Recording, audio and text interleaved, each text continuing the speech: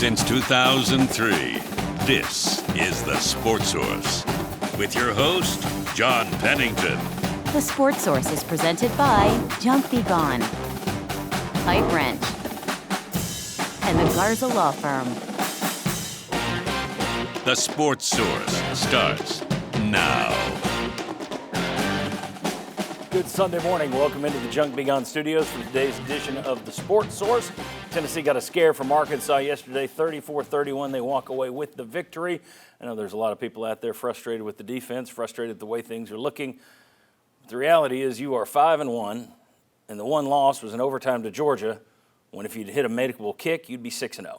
So these are rich people problems that Tennessee has right now. We'll see if that continues next week when they get to Tuscaloosa, however. We have 90 minutes of talking about that Arkansas game, breaking it down, what's up with the defense, the offense when Chris Brazzell isn't there, isn't having a big day, is it good enough? Are enough guys stepping up? Did Josh Heupel get too conservative at one point? We got a lot of stuff to get into, and then we'll also spend a good bit of this time previewing Tennessee, Alabama on the third Saturday in October. Let's get into it. First segment of this show brought to you by Junk Be Gone.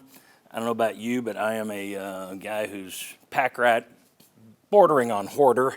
I like to keep things. Everything has some sort of memory, and if it's got a memory attached to it, I don't throw it away.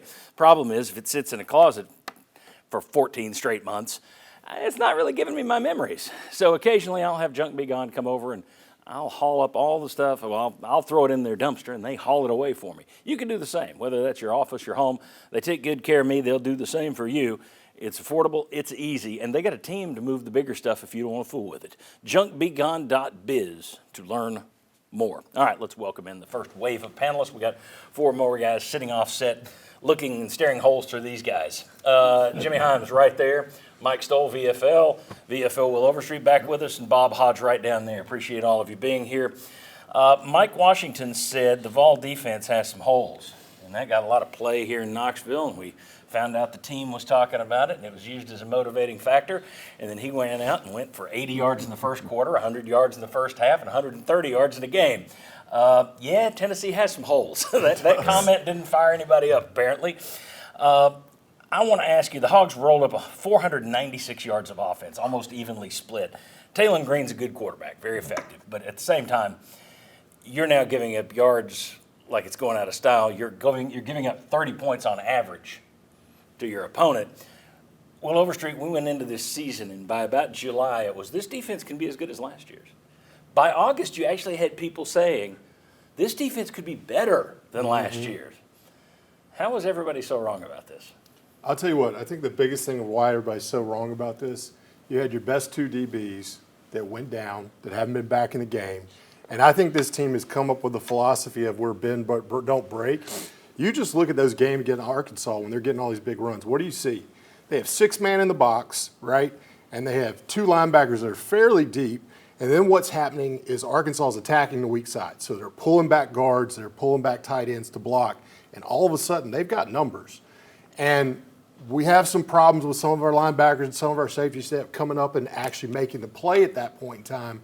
But what I think that philosophy is really saying to you, Tim Banks can look at this defense and go, man, we're light on the run, and the offense is seeing that too. I think what they've determined is with the secondary we have, we're more scared of giving up the one big play, quick touchdowns, and so now we've set in the game of keep it all in front of us, make you do 10 to 14 play drives if possible. We'll figure out, we'll get a sack along the way or a cause fumble or turnover, and then we'll be able to stop you and we'll hold you out of the end zone. So I think their plan right now is we don't have the squad necessarily in the back end to trust that we can do everything we can. So they're sacrificing the up-front protection, hoping the D-line in front can do it.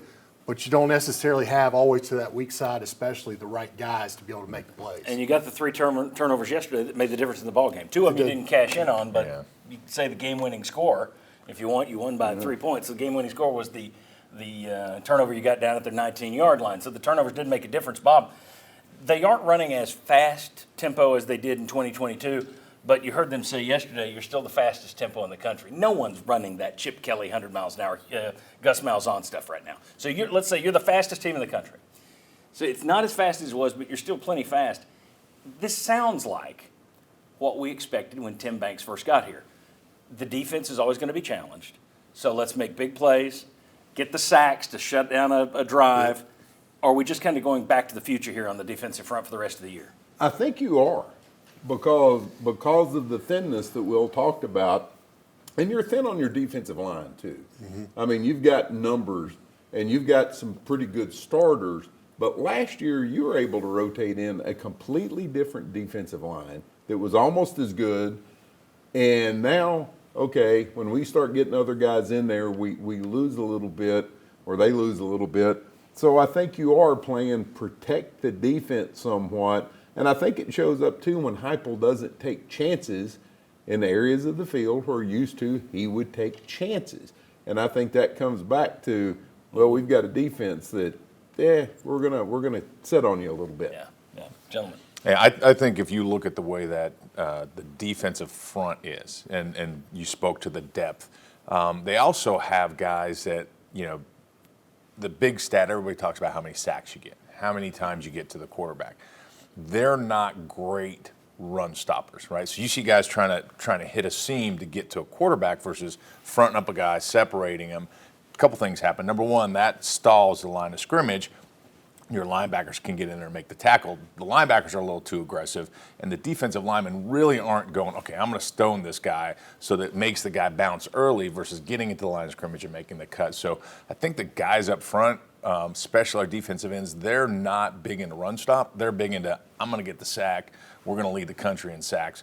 Let's do the flash versus let's do the fundamentals and stop the run. You're missing a guy like Amari Thomas Absolutely. last year as well. Jimmy, your thoughts on all this? To me, this defense is a but defense. You forced 3 fumbles, but you gave up 240 yards rushing. You had 5 sacks, but you gave up 496 yards. So, and you could say the same about Mississippi State too, a little bit, when they scored 2 defensive touchdowns, but State's running backs ran for over 200 yards against them. The run defense to me is a huge concern right now. They have got to do a better job with that. And the secondary can kind of contribute to that. Maybe it's the linebackers, but the defensive front I thought would be better. Even though you lost the first-round pick and the second-round pick, I still thought this defensive line would be better against the run. And you got everybody back yesterday. You had Hobbs and Moy back out there, so this wasn't for the first part of the year. You were without without Hobbs the whole way until yesterday. Moy missed a lot after the Syracuse game, came back partially against Mississippi State. So in terms of that defensive line, it is what it is now. There's nobody else waiting to come back. The Gibson and McCoy thing, we'll talk about whether or not. Like, I don't think Gibson's coming back. I think it's very questionable whether McCoy comes back. To be honest with you, I don't. If you don't see him against Alabama, I don't think you're going to see him. That's my guess. Yeah. That's not just putting that away. I don't know that people should expect any kind of major turnarounds or miracles coming with this defense. It is what it is, and you called it after the first couple of weeks. They don't set the edge very well. No. And there were times yesterday where they got back to Taylon Green, and Dave Neal's sitting there saying, "Oh, they got him." No, he outran everybody, and nobody set the edge, and he's gone. Yep. The edge setting is also an issue with this team. It's not just you're getting gouged, but you haven't been able to protect the perimeter the entire season. Yeah, no, and even when they set the edge a little bit, they're getting pushed out too far. They're not pushing it down, so they end up widening out the hole and opening up a B-gap hole that just somebody can walk through a Mack truck through at times. So it is a combination, like I said, of I think what we've determined with who we have. This is what we have to do to win and play this game. And you don't have all those guys you had last year that fit the mold exactly right of being run stoppers. So like I said, if they want to get back to stopping the run, they're going to have to put an extra man in the box. That's the only way I see it right now. With the 6-man front that they're doing right now, they're not getting enough there, so they have to have a 7th man added back in. Mike, go ahead. Joshua Josephs afterwards said, okay, we did get 3 forced fumbles. We did have sacks. We're not playing to the standard. We have got to play better defense. I think he's right about that. Yeah. They got to figure out a way to do a better job of getting some stops. Mike Washington said after the game, they asked him about his comment about holes, and he said, well, we had looked at tape all week. We had a good job looking at tape, and we knew what was going to be there in the run game. So I think other coaches are smart enough to see they're giving up the run. They're playing bend, don't break. They're looking at our defense, shift to the strong side, and they see the weak side, and they know who the 2 players are they're going to come up contain, and they go, those guys aren't good at taking on blocks. So they simply pull back a guard or tight end or fullback and say, We got it, and that's how they're going to win. As much as everybody's going to be upset and calling for Tim Bankshead again, I think the thing people need to remember is you look around the SEC, there aren't a lot of teams that don't have flaws. I mean, everybody's kind of up and down. Some big flaws. Some big flaws. Yeah. So I'm not really, again, your defense isn't good this year. That was the thing about John Chavis would have 2 or 3 great defenses, then a clunker, then 2 or 3 great ones, then a clunker. I just think folks need to remember the big picture. You're 5-1, and it's a little bit of that complementary football, offense, defense. They haven't had a year yet where the offense and the defense were both firing on all cylinders in the same year. It'd be a heck of a thing if they did, but most teams don't have that. Maybe Ohio State on a regular basis. But I was just going to say, yesterday. The overreaction is huge. Yeah, and there was a couple of times, if a guy steps differently, the play works out differently, and they took the wrong step. It's the blocker's here. I'm going to try to get down inside of him and stop the back here, and then all he does is just take himself out of a play. Yeah. So there are small things along the way that you can fix. Yes. Tell that guy the next time you step down in there, we're gluing you to the bench. That's right. Yeah. You don't Well, they've play got a lot good. of flaws. They still are figuring out a way to win, which is the key. Yeah. Yep. Okay, when we come back, let's talk about the offense. Vols had some guys step up yesterday when Chris Brazzell had a so-so day. But did your offense look the same? They stepped up, but did they step up enough? We'll talk about the offense coming back on the Sports Source.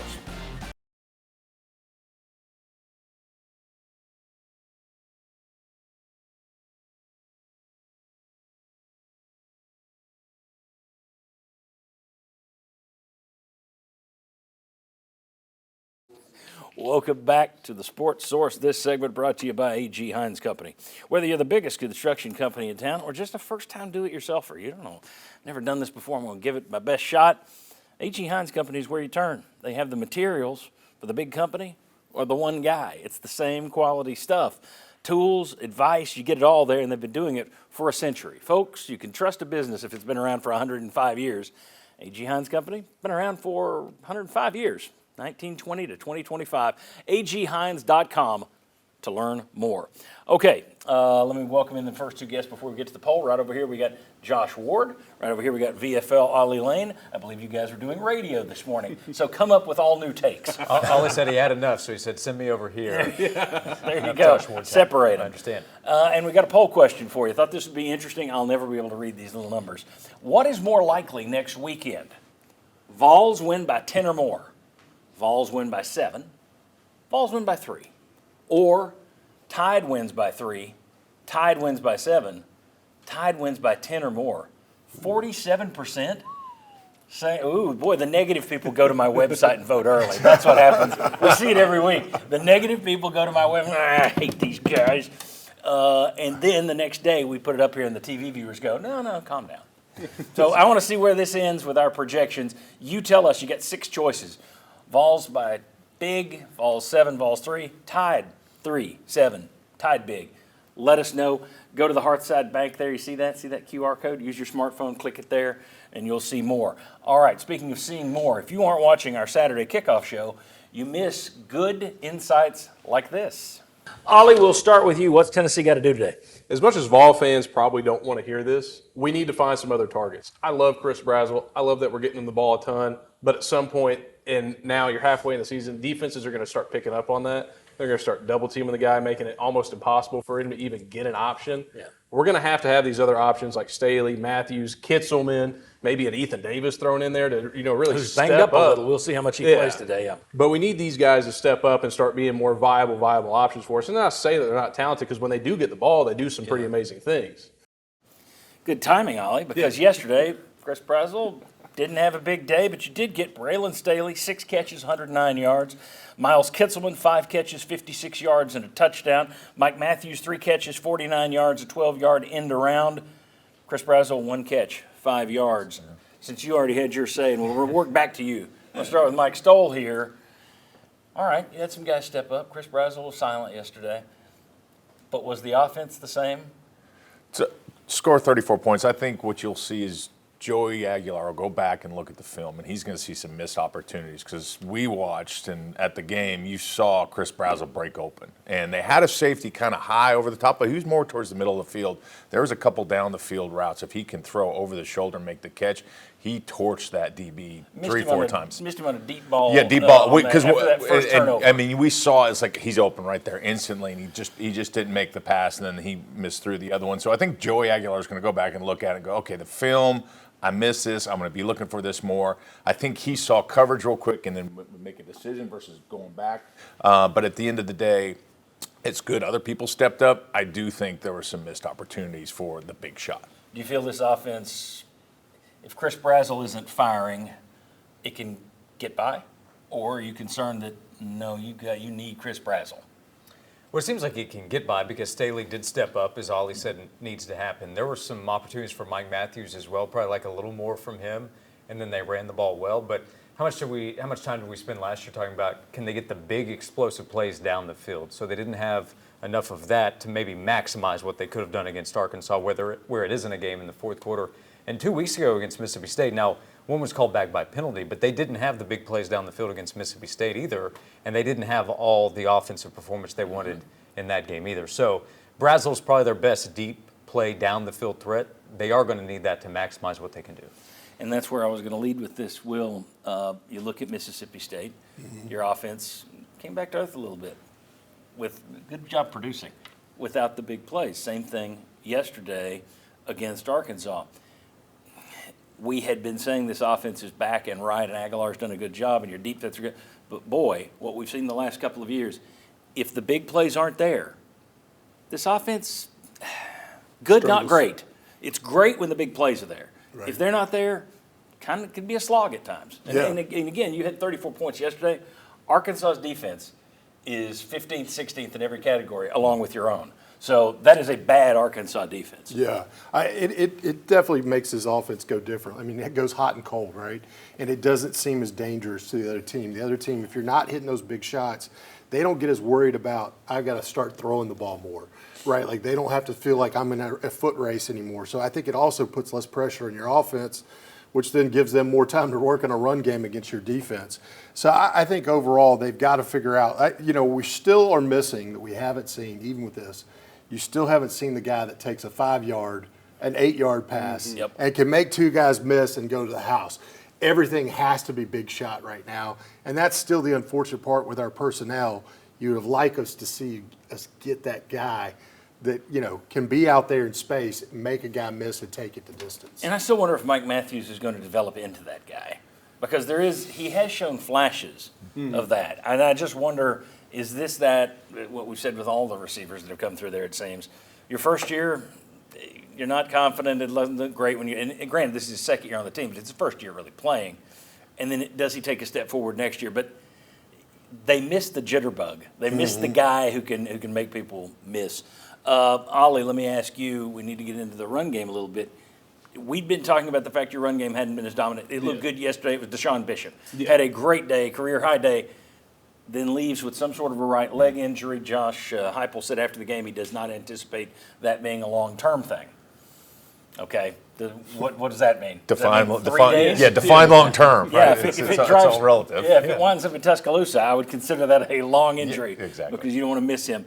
But your run game looked good yesterday, Ollie. I thought as an offensive lineman, you had to be happy with the way that DeSean Bishop ran the ball. Yeah, for sure. I mean, especially to him being from Carnes High School, Knoxville native, you love seeing those guys perform at a high level. And DeSean says the guy from Gibbs High School, Knoxville native. Yeah. But it's crazy. It feels like the whole first half of the season I was saying Star Thomas is the guy. Star Thomas is your running back number one. Bishop continues to submit to me the last 2 weeks that he is number one out of the carousel for a reason. The way that he got up out of that injury, I think he's going to be okay. I don't want to say anything for definite, but him being able to walk on his own ability shows a good sign because they're going to need him in Tuscaloosa. I don't think you're getting the production now out of Star Thomas. Peyton Lewis did step up at some big plays, made some touchdowns for us, but at the end of the day, I think Bishop is your guy that's going to help carry this offense a long way, and especially now when you're looking for other options other than Brazzell. A lot of them are still somewhat inconsistent. I know Staley, big kudos to him, stepping up from probably what was his career worst game at Mississippi State to having a much better game against Arkansas. But at the end of the day, I keep going back to what you asked Josh about getting by. Mm-hmm. My fear is, you can get by these lesser opponents, the Mississippi States, the Arkansas. Now you go to Tuscaloosa. Yep. That's not a team you can just get by any means, shape, or form.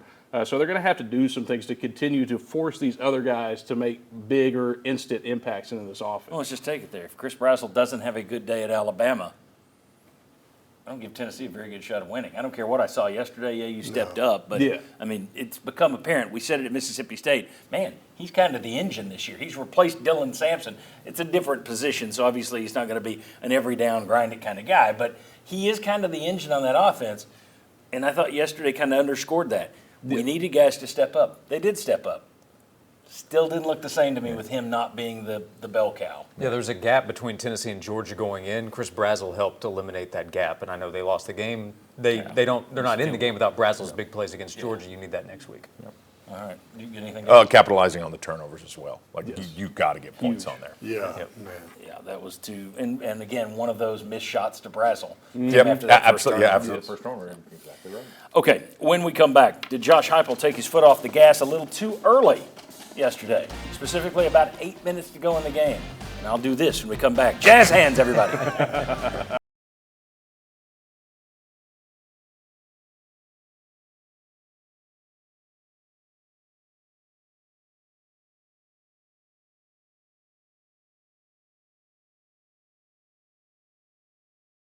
Welcome back into the Sports Source. This segment brought to you by the River Cove Campground. Folks, if you're into the great outdoors, you need to check out Uncle Jim's River Cove Campground right on the banks of the Little Pigeon River.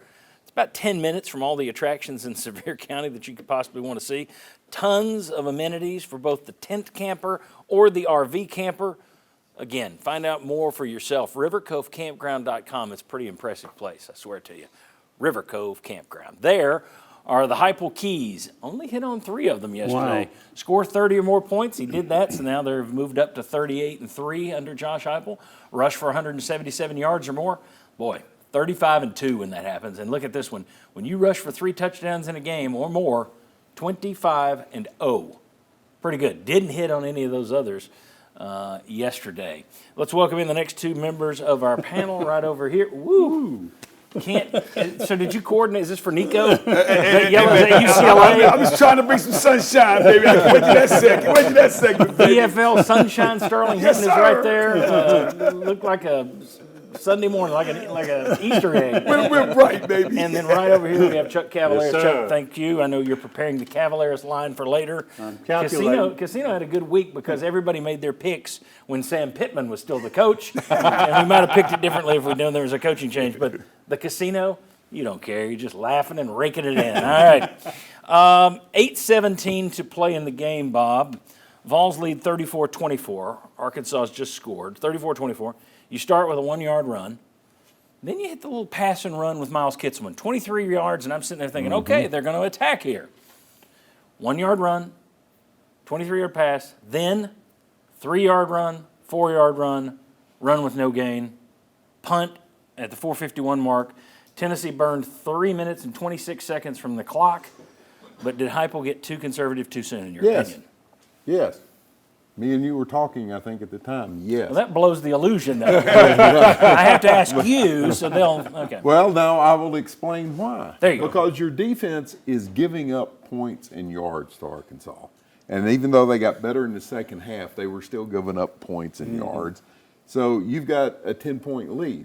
How quickly did that become a 3-point lead? Yes. Whereas if it was me, I'm going to go try to make it a 17-point lead because they can't really stop us. That would defend your defense too. That protects your defense as well. Exactly. Yeah. Points do it. So to me, and you know, I know we're going to talk about Alabama later. You better go down there with the mindset that forget the dang clock. We want to put things on the scoreboard. 7 points to me is better than burning 5 minutes because you got a 17-point lead. Ollie, you sat down, and before we even got into this segment, you feel like they're getting too conservative at times in terms of burning that clock. Yeah, I mean, it's happened now in a couple of games where you have an opportunity to put this thing away if you score some points. I mean, it happened Georgia game. You have the strip sack. You need to go score 7. You only get 3. That's conservative in my opinion. A lot of the play calling yesterday to me did not feel aggressive. Didn't feel like we were taking as many shots and opportunities down the field that we needed to to an extent. So I think going forward, especially going to Tuscaloosa now, you cannot allow a conservative team to go down there because they're just not going to win. You're going to give Alabama too much of a hope to be in that game. And when you leave Alabama an opportunity to stay in a game, they're going to take that opportunity. And I mean, the fact of the matter is points are very crucial. When you score points, you force an opposing team's offense to somewhat change course because they have to press and keep up with you. You have not forced another team to get out of their norms. They're still being able to run the ball on you very effectively because they're not having to go to deep passing options or trying to make things happen out of nothing because you're just not forcing them to. And at some point, this offense is going to have to readjust to say, we've got to be the aggressors the entire game. I get it. You want to work some of the clock and stuff like that. It's not something we've done a lot. But at the end of the day, you got to score points. Points are the most crucial thing. Sunshine Pumpers, did they take the foot off the gas a little early? Well, this is what I will say. In my opinion, I think they did. Hearing my offensive lineman and Ali, another offensive line, saying he wished they'd score more points. As a quarterback, you always want to score more points and get more people the ball. The blessing that we do have, we got a head coach that was a quarterback. We got an offensive coordinator and quarterback coach that was a quarterback. We got a pretty good quarterback executing plays for us right now. So I know they're going to fix that. I'm excited to see that right now. Chuck? Yeah, I mean, it's pretty clear you did. You opened the door for Arkansas to get back in the game, right? And you did so with DeSean Bishop out of the game. So when you're handing it off, your best running back is not even on the field because he's been knocked out of the game. And like Ollie said, you've done it late in regulation in every SEC game you played. Yeah. And to me, it cost you the Georgia game. Could have cost you Mississippi State. Could have cost you this one. You can make the case that scoreboard. Yeah. It worked. You can. It worked. I mean, I'm a believer that if that had been 5 minutes to play and you burned 3 minutes, okay, I can understand that. Halfway through the fourth quarter, though, to me it was just where it was. I don't have a problem with burning clock at times. I don't think it has to be. There are times when, yes, let's be safe and smart. The only way they get back into it is if we give them something cheap. Let's eat some clock. I get that. I don't think you have to be throwing for the end zone at all times. But with 8 minutes to go in a 10-point game, to me it was a little early to be John, dialing it back. I just thought of something we've wondered since Heupel's first year when he talked about a 4-minute offense. We haven't really seen a 4-minute offense. Well, I mean, not all last year. It's all they had last year. But I mean, to put the game away, there's coaches who say, we're not going to give the ball back to you. That's how we're going to approach this. We're either going to score a touchdown or we're not going to give it back. Well, I think that gets back to what we were talking about that last segment. This offense is still predicated on the big play. Yeah. It is the big play that makes this offense go. And if you're not getting the big play, you are not consistently just going to run for 300 yards down somebody's throat. You know, and how conservative you get with how much time on the clock. I mean, it's always situational. Against Arkansas, they weren't really stopping you. I mean, you had some offensive penalties, slowed you down. Arkansas really didn't cover you that well, except for maybe taking Brazzell out of the game by doubling, which should have opened up something else. It would have been different if that defense is just stoning you and you can't do anything. Nope. First downs and points, and the game's over. And I just thought that you kind of pulled your own team back a little bit and said, hey, we're going to try this. It didn't work. And you gave them an opportunity, and you won. And it's like they say, everything works until it doesn't. Until it doesn't. Very good. We're going to bring in, let's see, if I got who's coming in next? I think we're doing a whole line change for the most. Well, Ollie stays. Everybody else changes. Sterling, you can go put some more batteries back in your coat. Extract a line, baby. The extension cord got pulled. When we come back, rapid fire questions on everything from bad headsets to snap infractions to Joey Aguilar. Come on back.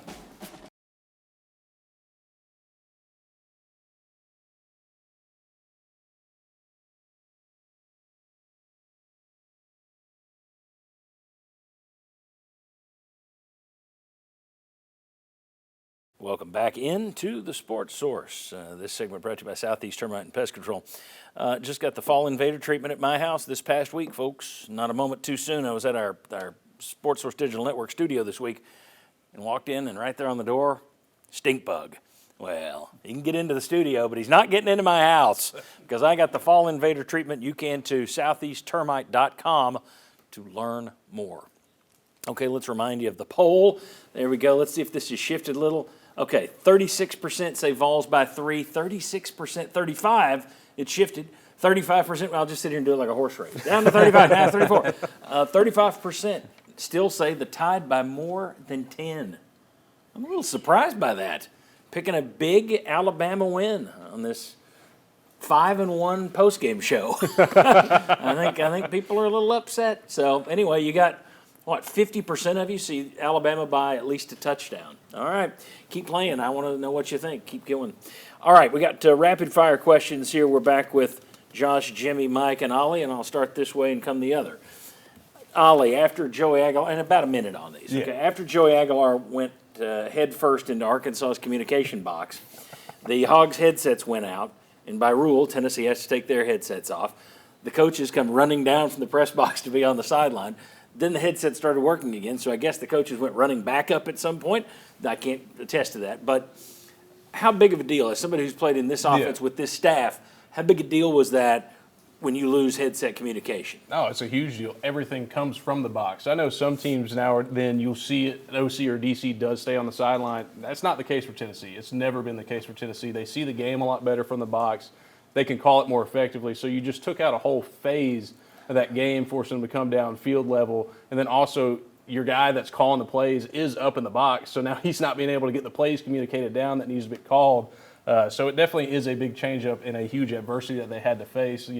Luckily they did get down and hopefully at some point probably did go back up. But you do lose a lot not getting that view from the up top in the box. All right, Mike Stoll.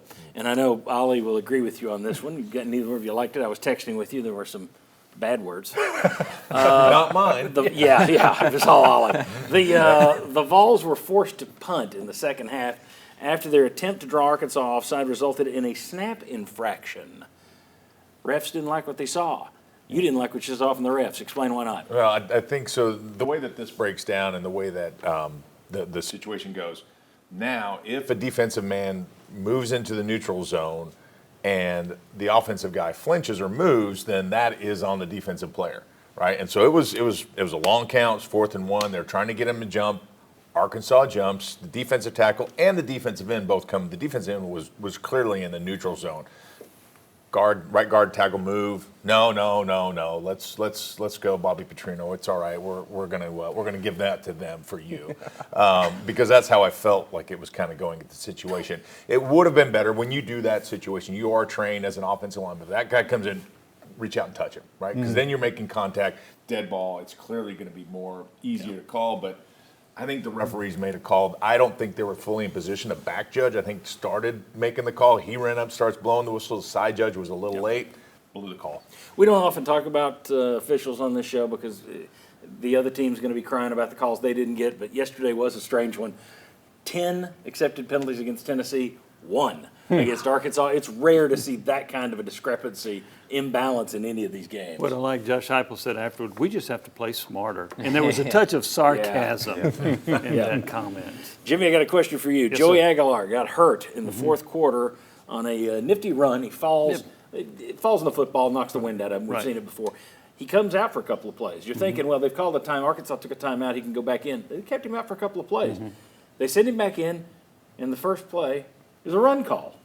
Now, I'm asking you, was that brilliant? Because Arkansas wasn't going to expect us to run the guy who just got hurt running the football. Or, why are you running him? He just got hurt. Where are you on that one? Why are you running him? He just got hurt. I'm thinking John Mateer at Oklahoma. Why'd you play him with a broken thumb? I didn't like that. I was kind of shocked when I saw him carrying the ball. I thought, I hope he doesn't fall on the ball again. Yeah, that's right. He'll be out for a couple more plays. So, I didn't think it made a lot of sense to put him in that situation after he had the wind knocked out of it. I know he's a competitor. I get that. But that's not the direction I'd have gone. I was surprised by that one. Josh Ward, last question goes to you. Edwin Spillman got flagged for targeting late in yesterday's game. It was a dumb play. It was a good call. He'll now miss the first half against Alabama. He has 28 tackles on the year, making him the Vols' 6th leading tackler. How big of a deal is that for the first half in Tuscaloosa? Well, you've heard next man up, but right. you've heard players and we'll say be right back. Yeah. You've also heard players say that's not always reality. And maybe in this case it will be, because you still have Arion Carter, you still have Jeremiah Thielander. We saw late in the game Jaden Perlotti, a freshman linebacker, he makes a play in the open field falling on the football. So maybe he's a guy that steps up when needed. But I'm certain that if you ask Tim Banks, if you ask linebackers coach William Inge, would you prefer to have Edwin Spillman versus not have him on the road for a half of football at Alabama? They'd prefer to have him out there. Agreed. With this defense that we talked about in the first segment of the show, I don't want to be missing anybody. I think just get as many guys out there as you can. So to have one of them come off the field when you're not having a great job of tackling people to begin with, I don't want to be without my 6th leading tackler. Okay. When we come back, 3 up, 3 down. We've got Team Rain Cloud and literally Team Sunshine. Sterling Hinton will be back out with his coat, and Chuck Cavalaris will be there. They've got their 3 ups. Will and Bob, they got their 3 downs. They'll play Vulture to the Doves. Come on back on the Sports Source.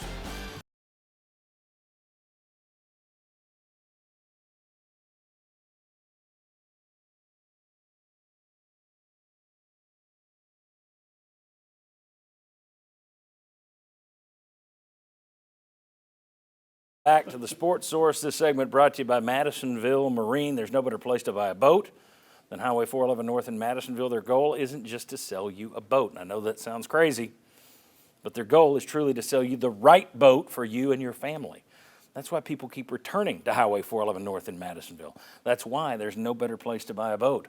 Madisonville Marine. Get down there this week. Tell Joe Special and the team we said hello. Okay. I'm getting texts from people. Sunshine Sterling. Willie Rain Cloud. It's time for 3 up, 3 down. This is the Sports Source. All right, welcome back. 3 up, 3 down. As I was saying, I'm getting texts. Just a note to people because I get them every week during the show. To those of you that know me and have my phone number, don't text during the show. not the time to text me. Not the time. After, before, fine. Not during. Okay. Team Sunshine to my right. Team Rain Cloud to my left. You guys look kind of dark colored. You got the gray and black. And look at this. We got blue skies and the sunshine right there. Yes, sir, baby. Yes, sir. Who are the 3 ups? 3 best players or coaches for Tennessee yesterday? Well, I'm going to start with the man that gets the pill on offense every time the ball is snapped. I'm going with Joey Aguilar. I think he played an incredible game. I think there's a couple of situations that he's going to get over, that he's going to grow from in this game because, you know, they were out there with a new defense, new defensive coaches, and I think the defense blew coverages that we didn't expect them to blow. But we still made progressive plays out of it. Joey Aguilar, my up 1. 221 passing yards for Aguilar yesterday. He has now passed for at least 200 yards in all 30 of his career starts. Wow. It's the longest streak in the country, I believe. He also ran for 59 yards yesterday and knocked the wind out of himself. But 59 yards rushing for Joey Aguilar, his best day on the ground so far. Chuck Cavalaris, who's the next one up? He's already been mentioned, DeSean Bishop. I mean, that was his best game as a Tennessee football player. It's a career high. I had 146, 14 carries. That was his first 100-yard rushing game against an SEC opponent, the second of his career. The best news might have been when Josh Heupel says he doesn't think the hip injury on a tackle that should have been illegal, he doesn't think the hip injury is a long-term thing. That tackle should have been illegal. Okay, I hadn't heard anybody say that but you. Well, it's like a hip drag. I mean, is that illegal in college, though? I think it is in the NFL. Yeah. Right. Anyway, what was I going to ask you? We'll get to it. Next, what's your 3rd up? My 3rd up is the guy who's guiding everybody together at that running back position, and he's doing a heck of a job managing it. Coach Sims. You know, he's got Peyton Lewis coming in and scoring touchdowns, getting the first down to ice the game. He's managing 3 guys back there, and Starr's been doing his thing. Then we got our homeboy doing his thing. He's managing some great guys in one position, and I'll give Coach Sims a thumbs up. All right, I was also going to mention Braylon Staley, 6 catches, 109 yards yesterday. Arian Carter, 8 tackles, a tackle for loss, and a fumble return. Get his name out there as well. And now I go to my homeboys. Team Rain Cloud. Who are the 3 downs, 3 worst players or coaches for Tennessee yesterday? Sir. Let's start with Lance Hurd. I mean, just the personal foul there in a bad position, hands to the face. Pushes you back, almost costs you, putting you in a very out of field goal range. So just think a play like that in a game where you win 34-31, small things like that, things that matter, you got to play smarter. How big was that you won by 3? How big was that 50-yard kick from Max yeah. Gilbert Yeah, that exactly, on that yeah. drive that kind of saved their bacon after that penalty? Save their bacon against the Hogs. It did save their bacon. Well done. All right. Next, who's next on the down list? I'm going to go with Chris Brazzell. And even though he may have been open, as Mike said back in the earlier segment, you've got to be, when you're that guy, you have to show up as that guy. And he dropped the pass in the end zone that would have been a touchdown. And some people say, oh, but the defensive back was hanging all over him. No, the ball was in his 2 hands. You catch it when you are a guy that a lot of people are talking about now as another Biletnikoff Award candidate. So I'm going to go with Brazzell and his 5 yards. Well, and I think going back to what we said earlier, hey, with great power comes great responsibility. Yep. If you're the guy that moves this offense, need you to move the offense. So, yeah, he's got to play. He doesn't have to have 150 yards receiving and 2 touchdowns every week, but got to do better than 1 catch and 5 yards. Who was the third down? Edwin Spillman. I mean, you can't get the targeting play, right? And the guy's down. It was a clear down. I know you're going to run there, but at this point, you've got to learn to stay away from that play, avoid that tackle at all costs, because now you're going to miss the first half against Alabama. And that's really the tragedy of that play and that call, is it's not hurting you just this week against Arkansas, but you're going to have to hurt your team against Alabama. All right, very good, gentlemen. I appreciate it. When we come back, don't look now, but Nico Iamaleava is on a little bit of a run. We'll look at his numbers compared to Joey Aguilar. We'll also play a new game, which will allow us to cover 8 different teams, players, coaches across college football like that, because we got a lot more to come. We're about to turn this thing into an Alabama preview. Come on back on the Sports Source.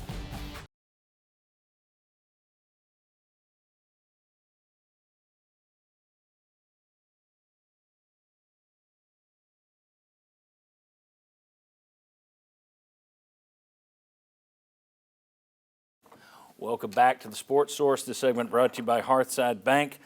I know a family that's near and dear to my family, and from the parents down to the kids, they have needed 3 different mortgages for their homes. All 3 times for 3 different homes, they went with Hearthside Bank. Folks, they offer everything you could want from any bank, but they deliver it with a personal touch, a really good personal touch that you feel, you notice when you walk into the place. Visit one of their branches across southeastern Kentucky or East Tennessee, or right here in Knoxville, out near Farragut. Hearthsidebank.com to learn more. I can't say enough good things about them. We appreciate them for supporting this show, the Sports Source Saturday Kickoff, and the Sports Source Digital Network, Hearthside Bank. Take a look at the quarterback comparison right there. You've got Joey Aguilar and Nico Iamaleava. Nico has caught up a little bit. He's won 2 games in a row now. They beat Michigan State yesterday. Here's an interesting thing. He is 300 yards behind Aguilar in total offense. He has 3 fewer TDs, but also 2 fewer turnovers. And before this weekend's game, Pro Football Focus had Aguilar graded as the nation's 45th best quarterback, Iamaleava as the nation's 46th best quarterback. Wow. So my question for you guys is, since he's got less talent around him, is Nico having a better year than Aguilar? I'm just kidding. Hey, I forgot to do the final poll results, I believe. So if we can get the poll results up there, there's your. And Vols by 3 ekes out a victory. Vols by 3, 38%. Tide winning by 10 plus 36%. Still 49% of you feel Alabama's going to win that game. But for right now, as long as nobody else clicks in there, the major pick here from the fans, Tennessee by 3. Wow. So it still looks like a lot of people are picking Alabama. Okay, very good. Thank you to my director for going backwards and covering that. New game. I was just sitting around this week and I was thinking, how could we throw out guys' names pretty quickly? I'm going to give each of you a name and I'm just going to say ... So I want you to then give me one definitive statement about that person, that coach, that team, whatever. All right, so we'll start with Bob Hodge. James Franklin ... is about to feel the same way that Mark Richt did a few years ago. About to get pushed out. Good coach, took your program to a high level, ain't going to be good enough, and I think he will be shown the exit. Okay.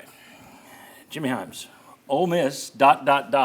Ole Miss did the greatest job of finding an under-the-radar transfer in Trinidad Chambliss at quarterback. He's the reason they're going to be a favorite to be in the college football playoff. And he wasn't the guy starting the season either. No, he was not. It took an injury to Austin Simmons to get a Ferris State quarterback into the rotation, and he can play. No. He's good. Boy, they needed him yesterday because they got a scare from Washington State. Big time. Okay, Chuck. Yes, sir. Billy Napier, ... Coaching on borrowed time, clearly in over his head. Will be coaching for his job this Saturday. I think that's a run-on sentence. Against Mississippi State. Okay. Well, it's all right. So throw some semicolons. Okay. Josh Ward, Texas A&M ... Is going to play rival Texas in the final regular season week for a spot in the college football playoff. Okay. And maybe for the SEC title game. That's a wild race that's too early to say. Yeah. But A&M still unbeaten. All right, and you just mentioned Texas. Bob Hodge, Arch Manning ... Really wishes that his name was Art Schmidlap. I mean, if his name was not Manning, he would not be under the weight of the world he's under now. He'd be a young guy, first-year starter, trying to develop. Come on, Schmidlap. He also wouldn't have 500 commercial deals, though. No, that's true, too. All right. Next, Jimmy Himes, Indiana ... They are for real. They got as good a win as anybody in college football this past weekend by going to Autzen and beating Oregon, which had a long home winning streak. They are for real. A lot of talk last year that Indiana doesn't deserve to be in the playoff. They're a joke. Okay, maybe not. Maybe they're legit. Chuck, John Mateer ... John Mateer never should have played against Texas about 3 weeks after surgery for a broken thumb. Yeah. The initial thought was he was going to maybe make it back for the Tennessee game. He was going to miss October and be back for the Tennessee game. They threw him out there early. He throws 3 picks. They don't look good. No. Okay. Last one. Josh Ward. Bill Belichick. I don't know if you've heard. He was kind of in the news this week. Bill Belichick ... Can I Google real quick to see what's going on? Bill Belichick is in his first and final season as UNC's head coach. All right, very good. We'll perfect this segment, but I liked it. We covered a lot of stuff there. All right, very good. When we come back, our VFLs lay out what it's going to take for Tennessee to win in Tuscaloosa. Come on back.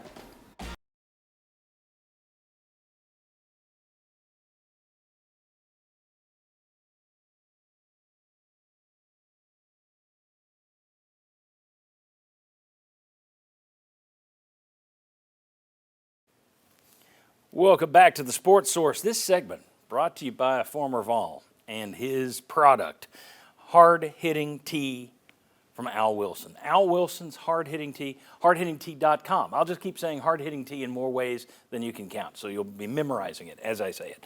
Folks, he has worked on this in terms of perfecting the taste, the look of it, the way it's packaged, every bit of it. He's had a hand in all. This is not just, hey, we're going to make something and slap your name on it. Nope. Al Wilson's been involved in it, as he discussed when he was on our show a few weeks ago. If you like sweet tea with an alcoholic kick to it, a refreshing taste, strong finish, you got to try Al Wilson's hard-hitting tea. Check out hardhittingtea.com, and as always, please drink responsibly. Okay. The Volunteers are heading to Tuscaloosa this week. Josh Heupel has split 4 games with Alabama. You talk about how far this program has come under Josh Heupel. He's won 2 of his last 3 against Alabama. He's won 2 of the 4 that he's played against them, but both of them here. Hasn't won down there yet. Nothing to be ashamed of because Tennessee hasn't won down there since 2003. That was the very first season of the Sports Source. That was a lot of gray hairs and several pounds ago. The Sports Source started the year that Tennessee won its last game in Tuscaloosa. So what's it going to take to win at Alabama? Well, we got 3 VFLs to discuss that. 2 of them, Sterling Hinton and Mike Stoll, never beat Alabama. One of them, Will Overstreet, never lost Alabama. Never. Will, you take it away. What do you guys think the game plan is? You know what it takes. Clearly, we don't. That just put a cover on my yellow. That's for sure, Man. Well, listen, I think against any Alabama team, it's going to be a physical game, right? Like, this is one of those games that even the SEC's physical, there's a couple teams you always play where you're going to come out of this game worse for wear, more so. Alabama is one of those games, especially when you play at Alabama, so you have to know that coming in. Physical, tough game, mano a mano, you better be ready to play. And they're going to come play smash mouth football. Look, what we've seen for this defense, you can't believe that Alabama hadn't seen. But they've also got something going really well with Ty Simpson right now, who's throwing it 70% all over the field. So for me, Tennessee is – I think we're going to score our points. As Alabama defense has also shown it has some weaknesses and problems. So for me, I'm going to focus on the other side, that the defense has to be able to continue to come up with turnovers, and you absolutely have to continue your sack streak and get after Ty Simpson. That is the only way you're going to succeed in this game, is win the turnover match and get more sacks. I hope that, I'm betting that our offense continues what they're doing and they're able to get their points against this defense. But right now, I've got to see something more from this defense to continue to ramp up of what their abilities are in that time. Well, from what I'm seeing on our squad right now, Tennessee guys, our offense is putting points on the board. Our defense is getting turnovers, give our offense more opportunities to put more points on the board. We've got to definitely turn those into points, those turnovers, when we get them in Tuscaloosa. We got to cut down on the penalties. We cut down on those penalties. Do not give them any breaks. When one comes our way, score. We'll be fine. We'll be fine. First of all, I'm going to go get down on the ground so you can kick me again, John. I'll get there with you, brother. I think at the end of the day, when you look at you talk about it, right? Now. You do 3 turnovers against Arkansas. You only got one score. You've got to capitalize on that. And I think the other thing is we've seen the offense kind of sputter. They'll go hot. They'll go cold.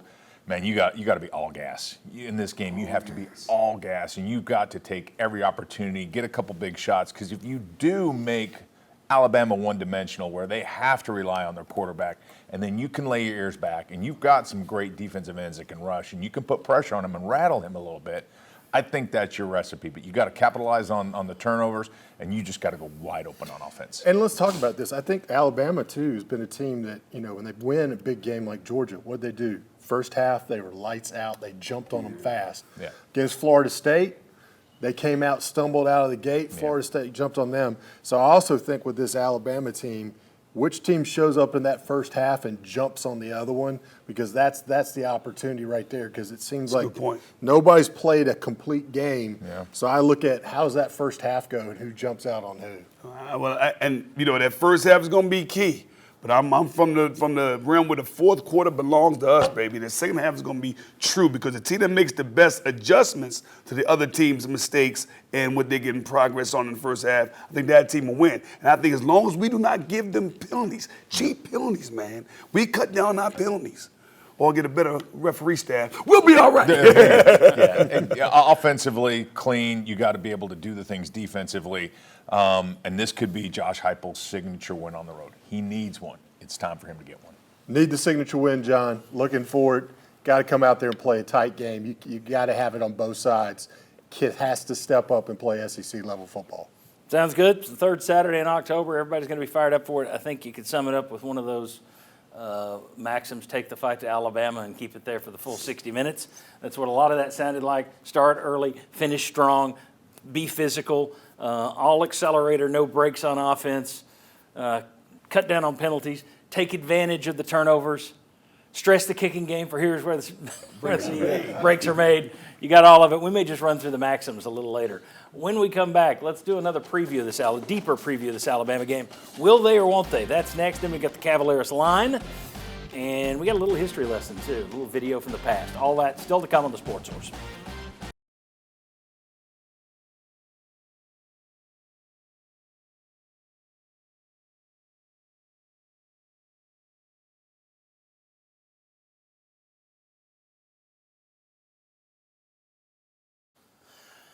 Welcome back to the Sports Source. This segment brought to you by Safety Systems. That logo right there, you'll find it all over town. You'll find it in my front yard because they protect my house. You'll find that in the windows of stores and businesses all over East Tennessee because their security systems are simply the best. They've been doing it for more than 2 decades now. Give VFL J.J. Surlis and his team a call. They also do incredible stuff with home automation. So if you're wanting to get your home into the 21st century, if you're like me and it's 25 years too late, but you still want to catch up to everybody, Safety Systems is who you call to bring you into the modern age, safetysystems.com. Okay, We are back here to do a little preview Tennessee, Alabama. I've got all the media guys here, and standing over there as always to play Will They or Won't They, we have our VFLs. Sterling needs sunglasses for his own outfit. Hey, the sun is shining. And I'm teasing because I really like that, by the way. I couldn't pull that off. I just can't look at it. All right, here we go. First one. Tennessee has lost 10 in a row at Alabama. 10 in a row at Alabama. They haven't scored more than 24 points in regulation in Tuscaloosa since 2001. Will the Volunteers score 30 at Alabama next Saturday? We got one no. Okay, Rain Cloud. Why no? Well, it's a long history there that you just rattled off. We're not as good on the road. I think you're looking at the 24 to 27 points is where you're going to score. Okay. I think history probably suggests you're right. Not only with, you got both sides of it, not only because that's what you score down there, but this offense doesn't fire as well when it's on the road, as we saw even at Starkville. You may not have DeSean Bishop. You may not have DeSean Bishop. Okay. Next, Alabama is averaging 127 rushing yards per game. That's not great. But Tennessee has allowed no less than 198 yards rushing in 3 SEC games. Will Bama get 200 rushing yards against Tennessee? We got 2 yeses and 2 nos. Okay, let's go with, Sterling's going to say no because he's Sterling. Ollie, why are you saying no? Especially with the addition and then unaddition of Jam Miller for Alabama, I don't know if that running attack's going to be the same. The other running backs they have do not run like Miller does. So it'll be interesting to see. Obviously, we have our own issues stopping the run. So hopefully we can improve that coming into this week. But without that running back and Miller, I don't know if Alabama's run game is going to look the same. Okay. And I'm leaving it. Usually I come back and get your guys' take. I've got one for you guys. I've got a bonus question, so hold on. Next, Tennessee is averaging 4 sacks per game. They had 5 yesterday. Alabama is allowing just 2 sacks per game. Let's split the difference. Will Tennessee get 3 sacks on Ty Simpson and the Bama quarterbacks? Everybody says yes. All right, well, since we got time to kill, anybody here disagree with that? Anybody in the media panel? Do we all agree they'll get 3 sacks? No, Sounds I like- say Yeah, no, but I want to say no. Because I think that Ty Simpson's going to get rid of the ball earlier. Ollie pointed out, they're probably not going to have Jam Miller. And I think that they understand with their passing game, it's going to have to be really quick. But the weak and link also in that Simpson's Bama line's the right is pretty tackle. mobile too. Big time. There. Shut up. Chuck, it hurt enough? You're going to talk over it. Josh, where were you on that? Do you agree it'll be 3? Tell him, Chuck. I will say they get to 3. Okay. Just for the note, I don't think I have it down here. No, Ty Simpson, Alabama's quarterback, completing 70% of his passes. You're halfway through the season. He's at 70%. 16 touchdowns, 1 interception. Yeah. That ain't a bad ratio. You want 2 to 1. 16 to 1's awfully good. Okay. Next question for the panel, the VFL panel. Alabama receiver Ryan Williams has been limited by injury. Played against Missouri, didn't play a lot, didn't wind up in the stat sheet. He has 336 yards receiving on the year. Chris Brazzell has 536 yards receiving, but he was silenced yesterday.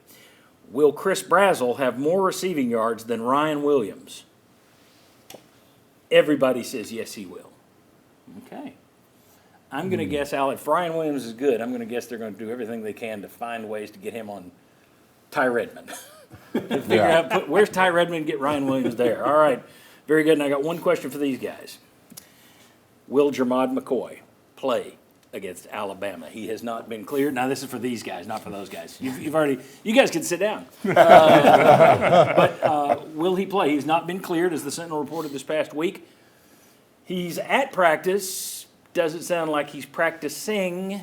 And I still wonder, you're halfway through the season, what's his agent telling him to do?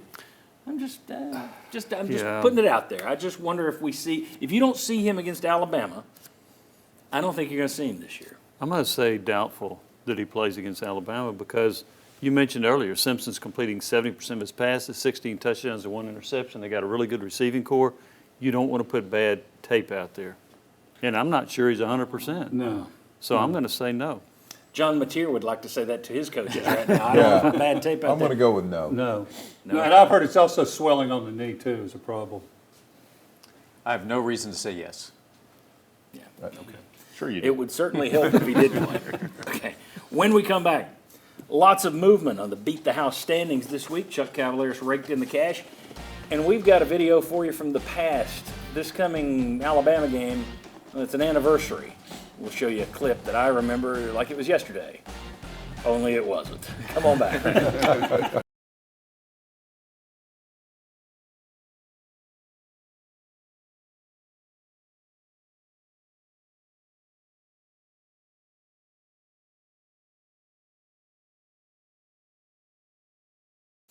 Welcome back to the Sports Source. This segment brought to you by Games and Things. Folks, if you want to have a home that everybody wants to come and hang out in, you want your kids to say, they don't want to go down the street, they want to stay home. You get your neighbors, it's like, instead of watching the game at my place, why don't we come to your place? If you were looking for that, then you need to get to Games and Things because they can turn your home into a show place. They got everything you could imagine. Shuffleboard tables, ping pong tables, poker tables, bars, bar stools. They got jukeboxes. They've got stand-up arcade games, pool tables, of course, dartboards, big, small, whatever you're looking for, they've got it. Plus, if you're tired of sitting in the same uncomfortable seats during football season, they got home theater seats like you wouldn't believe. Get down there, check them out at the corner of Lovell Road and Kingston Pike. OurGamer.com is where you can find them online. Games and Things. All right, let's take a look at the standings. We got, a bloodbath this week at the casino. All of us picked before. We kept saying Sam Pittman could go at any time, and he went 30 minutes after the show.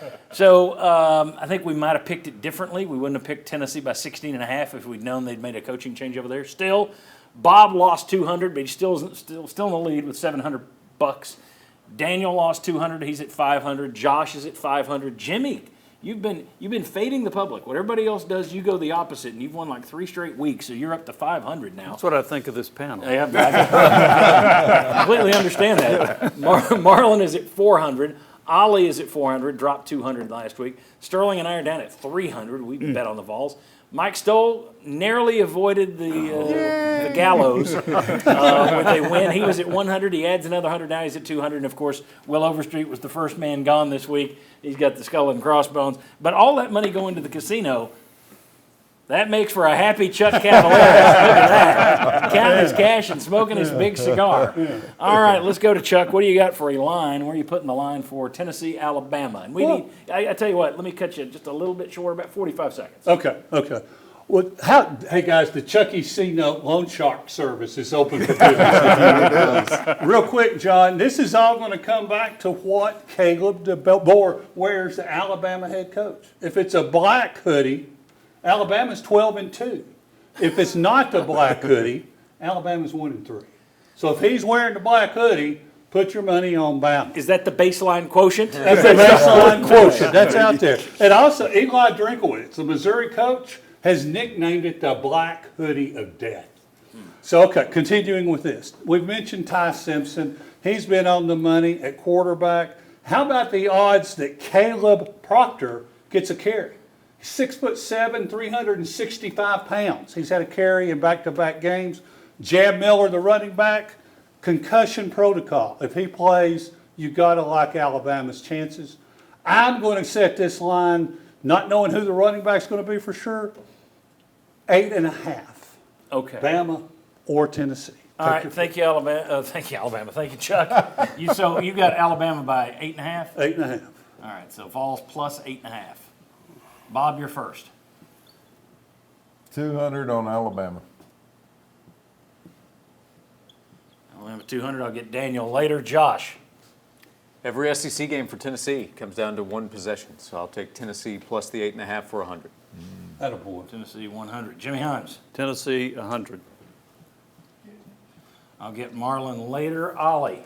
Well, following suit, I'll take Tennessee 100 as well. You may be following suit, but your suit doesn't look like Sterling. I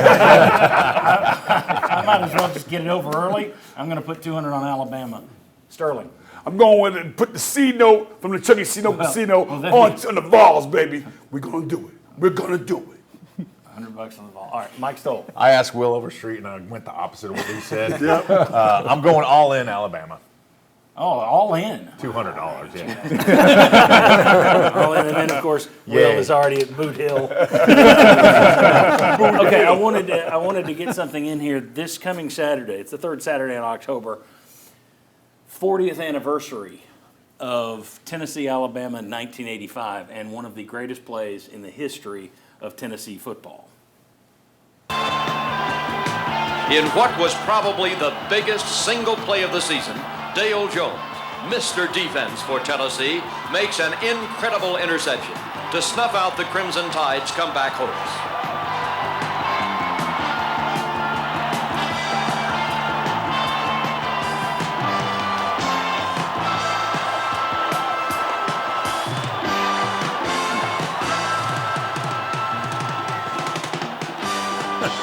The Vols hold on to win 16-14, and this team of destiny survives its first major obstacle.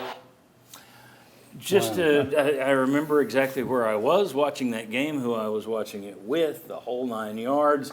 I guess Josh and Ollie are the only two people who don't remember that game. Would you remember 85? I was alive. I was in a diaper, and I was probably already in bed. Well, you're still in a diaper. But we got to go here. But I will say this. For those of you who think, well, that was a long time ago. If it had been 1985, 40 years back from that would have been World War II. That's how long ago this was. See you next week. See you on the Saturday kickoff. See you on the Sports Source Digital Network. Thank you. And visit our sponsors.